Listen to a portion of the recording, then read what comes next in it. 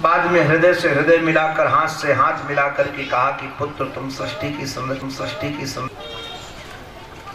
मैंने कहा कि पिताजी इस सृष्टि की संरचना में एक बहुत बड़ी हानि है, आप लोग भी जरा सावधान हो जाना। अपनी बनाई हुई रचना से अपने को प्रेम हो जाता है। कई माँ बाप तो बच्चों को मकान भी नहीं तोड़ने देते हैं। बच्चे नया मकान बनाना चाहते, बोले मैंने उसको बनाया है इसलिए मैं तो नहीं तोड़ने दूंगा। अपनी रचना से राग, तो कहा सृष्टि हम बनाएंगे तो इसमें हम फंस जाएंगे।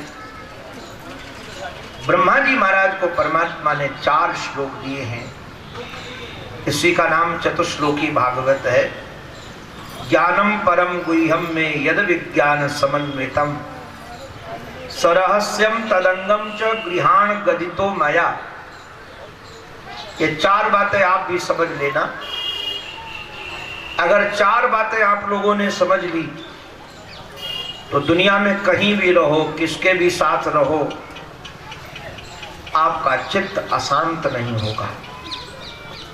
ये चतुश्लोकी भागवत बहुत काम की, इसी का विस्तार 18,000 श्लोकों में।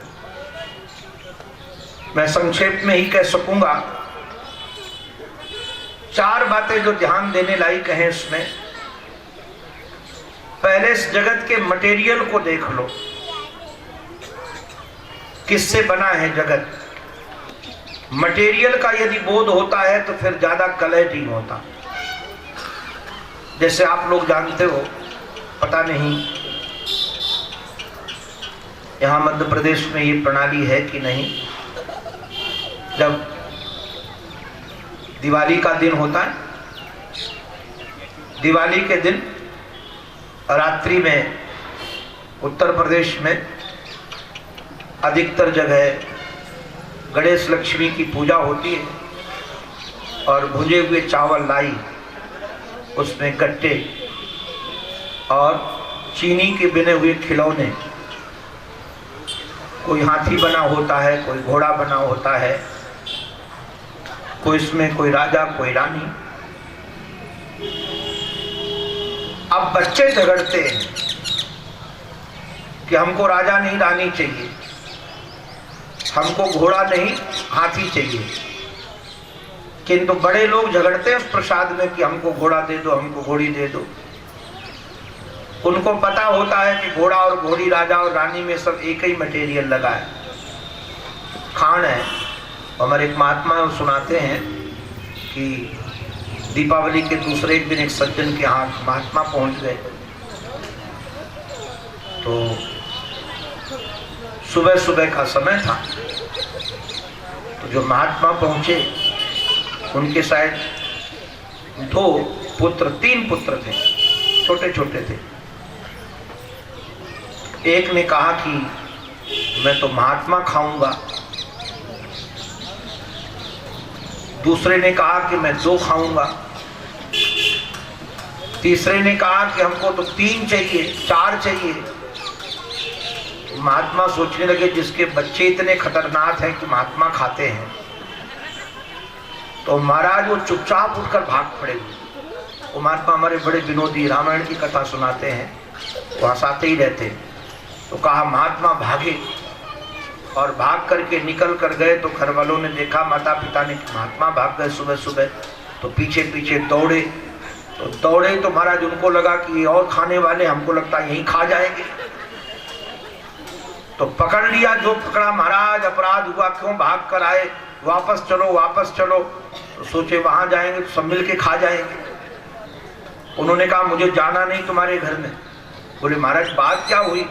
बोले तुम्हारा एक बेटा कहता था महात्मा खाऊंगा, दूसरा कहता था 2 खाऊंगा, तीसरा कहता 4 खाऊंगा, और मैं तो 2 ही हूं। उन्होंने सर पटक करके कहा महाराज वो चीनी के खिलौने जो बनकर आए उसमें महात्मा बना हुआ है। आप समझ गए होंगे दृष्टांत। बड़े लोग कभी झगड़ते नहीं हैं आकार विकार को, नाम को देख करके। ऐसे ही संसार के स्वरूप का बोध हो जाए तो राग द्वेष से बचोगे। भगवान ने पहले श्लोक में एक बात कह दी, अहम एव आस अग्रे न अन्य सत असत परे। जब ये सृष्टि नहीं थी तब मैं ही मैं था, न सत था न असत था, इन सत और असत से परे था। और जब सृष्टि नहीं रहेगी तब मैं ही मैं रहूंगा। भैया ध्यान रखना, सिद्धांत बड़ा रसीला है। जब संसार नहीं था तब भी परमात्मा था,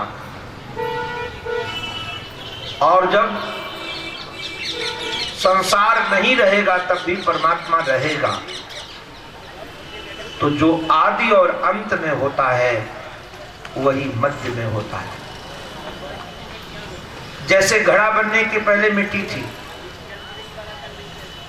और घड़ा बन जाने के बाद भी मिट्टी है, और घड़ा लीन हो जाएगा तब भी मिट्टी रहेगी। जैसे तरंग उठने के पहले जल था, तरंग शांत हो जाने के बाद भी जल है, तो तरंग के रूप में भी जल ही जल है।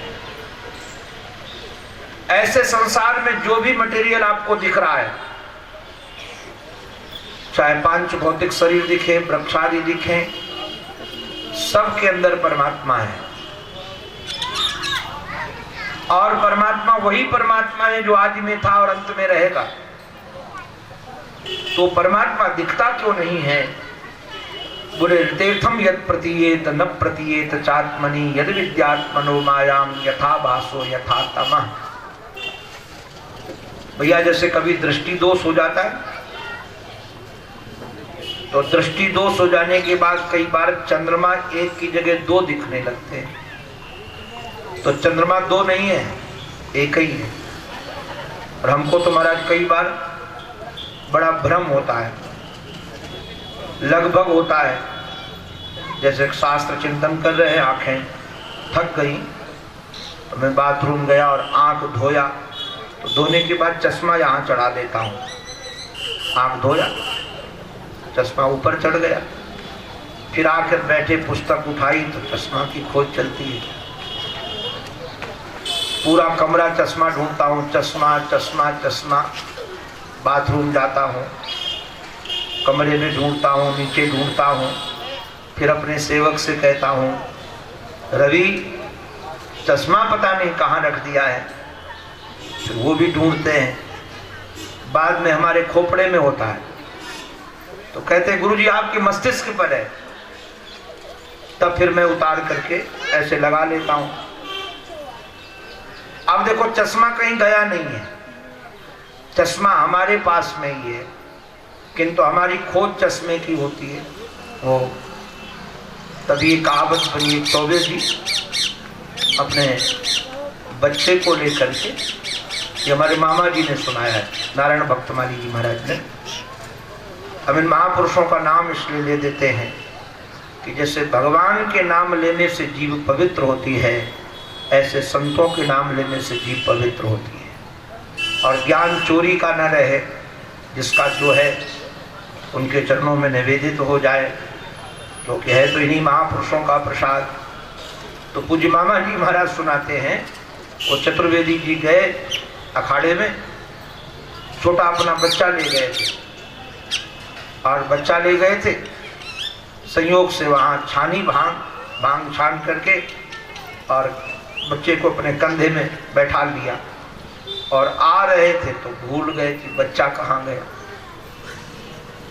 अब भूले तो अखाड़े में गए, हमारा छोरा कहाँ गया, छोरा कहाँ गया। जिससे पूछते तो छोरा कहाँ गया, वो समझते थे कि एक छोरा दूसरे छोरे को पूछ रहे हो, क्योंकि जिसके कंधे पर ही छोरा है वो क्यों छोरा को पूछेगा। अब वो नशे में सब जगह पूछ रहे छोरा कहाँ, छोरा कहाँ। तो महाराज कंधे में छोरा था, अब वो तो बोले नहीं कि मैं आऊँ, उसको क्या पता कि मेरे को ही खोज रहेंगी। बाद में बड़े दुखी होकर के गए और घरेती से कहने वाले थे कि छोरा खो गया। तो दुखी होकर जा रहे थे, जो दरवाजे के अंदर घुसे तो छोरा का मस्तिष्क दरवाजे से टकराया, तो रो पड़ा। तो जो रोया तो बोले बाबरे 4 घंटे से तेरे को ढूंढ रहा था और तू यहां कहां लटका था। उसने कहा बाबू मैं लटका नहीं था, तुम्हारे कंधे में था, हमें क्या पता तो हमको खोज रहे हो। ऐसे ही नारायण जो हमारे पास में है किंतु हम उसको खोज रहे हैं। जैसे मृग कस्तूरी की सुगंध पाता तो है, खोजता है आ कहां से रही गंध। ऐसे जो आनंद सिंधु अपना स्वरूप है, उस आनंद की खोज हम पत्नी में कर रहे हैं, भोजन में कर रहे हैं, मान प्रतिष्ठा में कर रहे हैं, किंतु वह हमारा आत्मा बना हुआ बैठा हुआ है। अपनी ही सुगंध है, अपना ही आनंद है। हमको तो बड़ी कई बार लगता है जब कोई प्रशंसा करता है तो मैं बड़ा खुश होता हूं कि इस बाबरे को पता नहीं अपनी ही कर रहा है, क्योंकि इसका इतना अच्छा अंतःकरण है कि इसको हम अच्छे दिख रहे हैं। और बाद में जब निंदा करने लगता है तो मैं मुस्कुराता हूं कि अभी मलिन हो गया, ये अपने ही रूप वर्णन कर रहा है। हम अपने को ही वर्णन करते हैं। जब चित्त पवित्र होता है तो सब दिव्य दिखता है, चित्त पवित्र होता है तो सब गड़बड़ दिखता है। अपने प्रिय की वाणी भी अपने समझ में नहीं आती है। हमको लगता है कि वो हमको सुख दे, किंतु वह प्रिय भी बोलता है तो अप्रिय लगने लगती है, क्योंकि अपनी ही चित्त की धारणा देने लायक नहीं है। तो भाई ध्यान रखना, ये द्वितीय श्लोक इस बात को दर्शाता है, बताता है कि यदि हमको एक की जगह अनेक चीजें दिख रही, परमात्मा के अतिरिक्त कोई दूसरा दिख रहा है, तो ये परमात्मा का दोष नहीं, हमारी बुद्धि का दोष है। जैसे चंद्रमा दो नहीं हो सकते हैं, हमारी दृष्टि में दोष आ गया है। तीसरी बात इन्होंने बड़ी अच्छी कही कि परमात्मा इस सृष्टि को बना करके इसमें प्रविष्ट हो गया है, किंतु याद रखो अन्वय व्यतिरेकाभ्याम यस्यात् सर्वत्र सर्वदा। अन्वय और व्यतिरेक से परमात्मा सर्वत्र और सर्वदा है। अन्वय व्यतिरेक किसे कहते हैं? देखो इसको बहुत सहज भाषा से आप सब पठित है समझ सकेंगे। ये हमारे पास में एक कपड़े का टुकड़ा है, इसको आप लोग शायद रुमाल कहते हो। रुमाल में धागों का अन्वय है। आप सबको ये रुमाल तो दिख रही होगी, धागा किसी को दिख रहे? हमको भी नहीं दिख रहे, मैं तो इतने नजदीक हूं, आप तो दूर हो।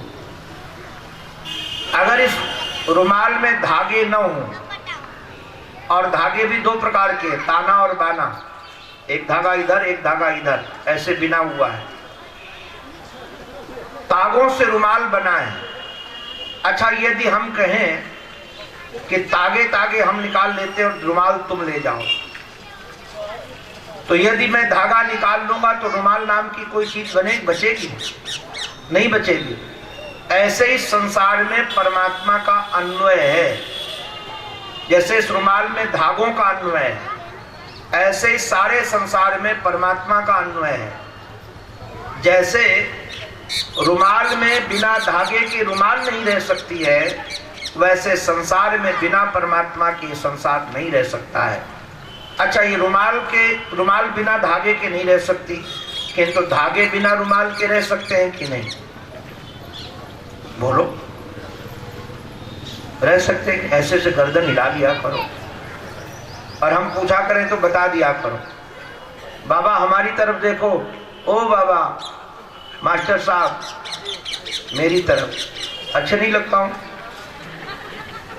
अरे हमारे को देखा करो, क्या नाती पोता देखते हो तो दिन भर देखोगे, उनको मत देखो, हमारी तरफ देखो। वो तो गड़बड़ करते ही रहेंगे, उनको देखोगे तो मरकर फिर इनके कुत्ते बनोगे, बिल्ली बनोगे, और क्या बनोगे।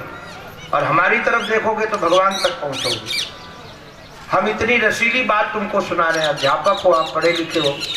अच्छा सच बताओ, जब विद्यार्थियों को पढ़ाते थे और विद्यार्थी इधर उधर देखने लगे तो कैसा लगता था? अच्छा लगता था? उस समय तो खूब पीटते होगे। तो हम तो पीट तो नहीं सकते हैं, प्यार से कुछ तो कह सकते हैं, दांत चले गए हैं, सावधान। देखो पूरा लाभ लेना चाहिए। सावधान होकर के। और मैं तो कहूँ इनके बच्चों को भी सबको ध्यान रखना चाहिए कि लाभ बार बार नहीं मिलता है। जीवन में एक बार कथा का चांस मिला है तुमको, ठाकुर जी करे दोबारा मिले किंतु मुश्किल है, एक ही बार लगभग मिल पाता है। इसलिए पूर्ण प्यासे होकर के इधर चित्त वृत्ति जाए।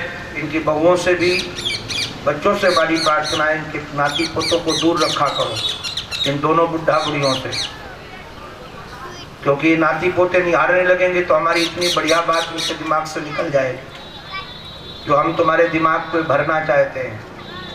हमको तुमसे दक्षिणा की जरूरत नहीं है, आप सुनो इसको। आपकी चित्त वृत्ति इधर उधर चली जाती तो फिर हमको गड़बड़ लगेगा, हम कोई पागल कुत्ते तो नहीं है कि भूखते रहे। प्यार से सुनो, प्यासे होकर के सुनो। अगर तुमको इनसे तकलीफ होती है तो दूर रखो इनको सबको। ये कोई बहुत अच्छे नहीं है, ये तुमको बांधने वाले हैं, इसलिए सावधान। मैं निवेदन कर रहा था, इतनी दार्शनिक बात आपके सामने रख रहा था और हमारी दृष्टि आप पर गई तो हमको लगा तो मामला गड़बड़ है, अरण्य रोदन के समान है। इसलिए सावधान रहो, इसको पियो। इसको पियोगे तो हमें प्रसन्नता होगी। संसार की सत्ता बिना परमात्मा के नहीं रह सकती है, किंतु परमात्मा के बगैर संसार नहीं रहता है, संसार के बगैर परमात्मा रहता है। हम आप भले न रहें किंतु परमात्मा रहेगा। यही अन्वय व्यतिरेक से जाना जाता है। बाद में हमारे श्री ब्रह्मा जी महाराज ने नारद जी को कहा कि पुत्र, इस 4 श्लोकों को जो हमारे पिता के द्वारा मिले हैं इनका विस्तार करो, विपुली करो। और भागवत का उद्देश्य एक होना चाहिए, सर्वात्मा खिलाधारे। ये सारे संसार में जो विराजमान परमात्मा है उसके प्रति हमारी भक्ति हो, प्रेम हो। आप कभी विचार करना, यदि हमको रुपयों से प्रेम होता है और हम रुपया गिन रहे हो और नाती पोते शोर मचाने लगे तो कहते हैं हम गिनती भूल जाते, हटो यहाँ से, क्योंकि हमको रुपयों से बहुत प्रेम है। और वो कागज के टुकड़े न तुम्हारे साथ आए थे न तुम्हारे साथ जाएंगे, किंतु हमारी प्रीता इतनी है उनसे कुछ पूछो नहीं।